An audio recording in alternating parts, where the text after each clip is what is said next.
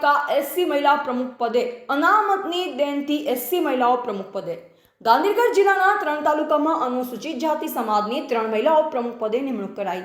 ગાંધીનગર જિલ્લામાં કલોલ, માણસા અને દહેગામ અનુસૂચિત જાતિની મહિલાઓને પ્રમુખ સ્થાન આપવામાં આવેલ, જેમાં કલોલ નગરપાલિકા પ્રમુખ શ્રીમતી મીનાક્ષીબેન બિપિનચંદ્ર સોલંકી, માણસા નગરપાલિકા મહિલા પ્રમુખ જ્યોત્સનાબેન રજનીકાંત વાઘેલા તેમજ દહેગામ નગરપાલિકા પ્રમુખ પદે વૈશાલીબેન ભરતભાઈ સોલંકી પ્રમુખ સ્થાને કાર્યભાર સંભાળી રહ્યા છે।